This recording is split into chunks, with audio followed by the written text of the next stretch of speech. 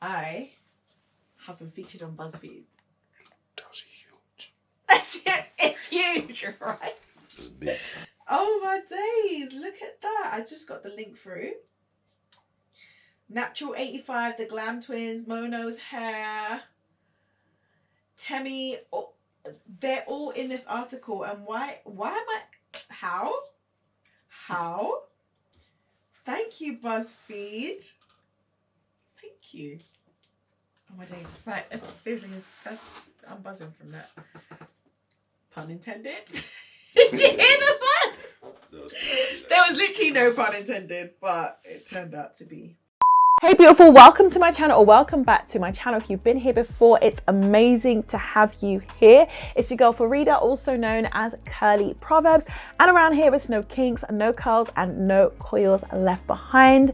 This channel is all about empowering you with natural, healthy, plant-based routines, recipes, and DIYs to enable you to maximize your length retention and accelerate your growth. We want to get you living your best hair life, and this video is going to be no exception. We will be delivering information that you can use to help your routine just bang that bit harder. So if you're interested, please keep watching.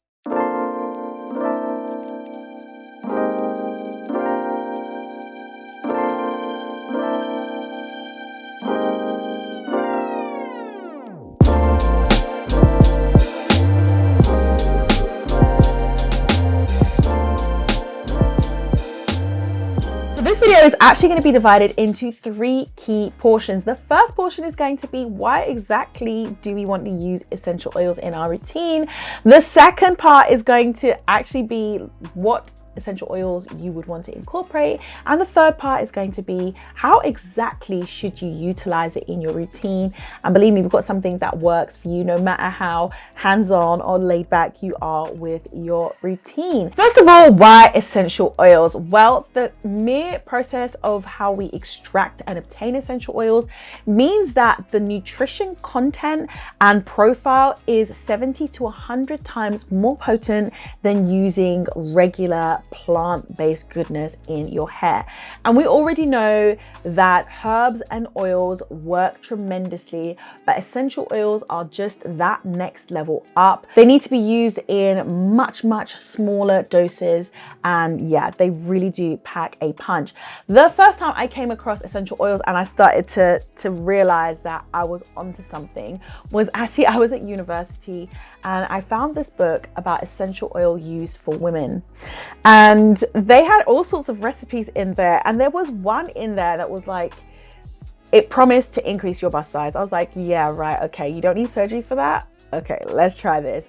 I kid you not, 1 cup size up within a week. I was like, okay, well, granted, it stopped when I stopped using the oil, it went back, but I was like, okay, this really works. And then there was another recipe in there for burns. I was in my dorm room, I'd blown out a candle and I went to pick it up, but it was still really hot, and I essentially seared a circle on the inside of my hand at the top rim of the candle. And there's a recipe in that book, which is the only time I would recommend using neat essential oils, and it was for burns. And it was lavender and tea tree applied neat. And I'm telling you, I did it as far as the routine that was on there, and my burn healed remarkably fast, like uncharacteristically, no scar. And it literally blew my mind. I was like, no, these essential oils, I'm totally a believer. So yeah, essential oils really are powerful and potent, and there have been journal studies that have looked at essential oils for hair growth and the regrowth of hair where some kind of trauma caused it to be lost, or some kind of illness or treatment caused it to be lost. For example, with alopecia, with chemotherapy, and just a general increase of your hair growth rate, thickening of hair, and regaining hair where follicles have become inactive. So I'm gonna probably leave some examples in the description box below, but I do advise that you read up on essential oils. Like, this could be a whole new chapter in your care for yourself and your general health, as well as your beauty and your hair. Definitely look into and read up on that. Now, essential oils that have been known and proven to help with hair growth include peppermint, include lavender, include cedarwood as well. Okay, so there is a plethora of essential oils that you can use. I'm really glad, actually, when I come to think of it, that in one way or another, whether it's in the elixir or the golden one or in our actual essential oil collection, we carry pretty much all the ones that I was able to find actually help with hair growth, hair thickening, and just promoting hair growth and hair health in general. If you didn't know, we have actually specifically released an essential oil collection, and it's the only time I've ever seen anything on the market which is a blend specifically for hair growth. So we have the Coffee and Orange Glow, which contains coffee, it contains tangerine, it contains green tea. The caffeine is great. It's a great DHT blocker. It's great for preventing shedding, hair loss through shedding, great postpartum, great if you have any hormonal cause for your hair shedding or hair loss through stress as well.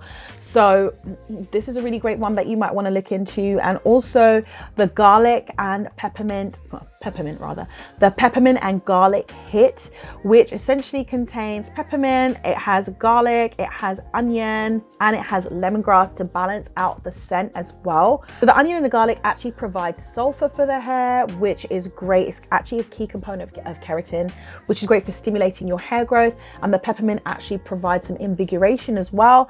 And then of course we've got the lemongrass, which packs a punch for your hair growth, but also can be used in a diffuser for your general health and mood lifting as well. So if you're interested, definitely check those out in the description box below. But I really wanted to get onto how you can actually use them in your routine. First of all, I do not want to hear anybody coming at me and telling me that they have used it directly on their skin or their scalp. Really, there's only ever been one exception where I've known that you can do that, and I just generally speaking would not recommend you do it because it can cause burns. It is super potent. What you want to do is, one, you can add it to a carrier oil. So you can grab like almond oil, sweet almond oil, or olive oil, and you can add a few drops. You never want to go beyond, like, let's say a total of about 11 drops in any mixture of like maybe 100 ml.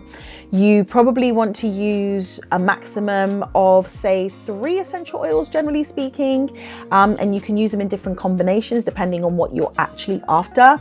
And I would say, you know, just a few drops of each would be fine.